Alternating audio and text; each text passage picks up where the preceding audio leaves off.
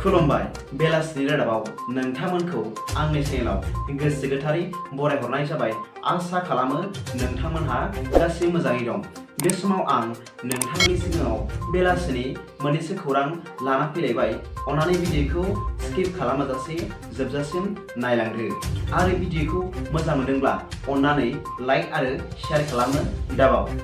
गिबि रादाबाव दं सा सोनाब पाकिस्तानाव थांनाय मंगलबारखालि सा 49 गथ'साफोरा नाव गोदोनायनि थाखाय अबथिरा जिउ गारनांदों होनना मिथिनो मोननाय जादों।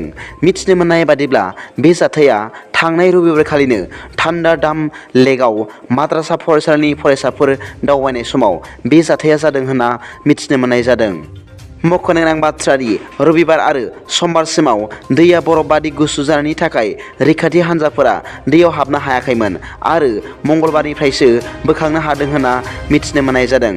मख'नांगौदि सासे नाव सालायग्रा आरो सासे फोरोंगिरिनि गोथै सह'खौ लाफानानै गासै जिउ गोमानाय सुबुंनि अनजिमाया गासै सा 50 जाहैबाय होनना मिथिनो मोननाय जादों। नैथि रादाबाव दं मोसानाय भिडिअखौ समाजारि बिजोङाव होनायनि थाखाय जरासे हौवा आरो हिन्जावा थानांबाय जोबथेसालिनि खोमसि खथायाव। मिथिनो मोननाय बादिब्ला बे जाथाया जादों इराननि तेहराननि आजादी टावाराव।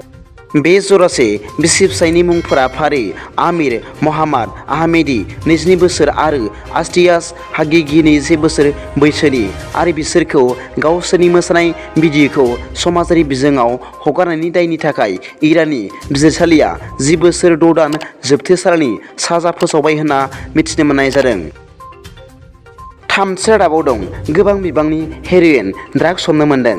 मिथिनो मोननाय बादिब्ला आसामनि कार्बि आंलं जिल्लायाव 6 कौटि रांनि हेर'इनजों लोगोसे 3 दायनिगिरिफोरखौ हमनो हादों होनना मिथिनो मोननाय जादों। पुलिसआ फोरमायनाय बादिब्ला गुबुन 2 नायबिजिरनाय हाबाफारिनि गेजेरजों बे आयेननि बेरेखा हेर'इनखौ हमनो हादोंमोन होनना मिथिनो मोननाय जादों। हमजानाय दायनिगिरिफोरनि मुङा फारियै फायाज उद्दिन 18 बोसोर बैसोनि, चन्द्रशेखर सेन 45 बोसोर आरो धीराज सलानखि 30 बोसोर बैसोनि होनना सिनायथिनो हादों होनना मिथिनो मोननाय जादों। ब्रैथि रादाबाव दं उन्दै बैसोआव जुलि लानायनि फारसे सांग्रां जानो गोनां। दाखालि बावैसो आसाम सरकारा रायजोनि गेजेराव उन्दै बैसोआव जुलि जानाय लानायखौ फोजोबस्रांनो थांखि लाबाय। मिथिनो मोननाय बादिब्ला उन्दै बैसोआव जुलि लानायनि सायाव आसाम पुलिसआ रायजोनि गेजेराव दासिम गासै 4004 केस रेजिस्टार खालामदों होनना मिथिनो मोननाय जादों आरो गाबोन 3 फेब्रुआरिनिफ्राय बेफोर केसनि सायाव संदाननाय आरो बिजिरनाया जागायजेनगोन होनना मिथिनो मोननाय जादों। मख'नो गोनांदि बिटिआरनि क'क्राझाराव 204, उदालगुरियाव 235, बाक्सायाव 153, तामुलपुराव 110 आरो चिराङाव 54 उन्दै बैसोआव जुलि लानायनि केस दं होनना मिथिनो मोननाय जादों। दिनैनि बेलासिनि मोननैसो खौरांफोरा दा बेखिनिल'मोन।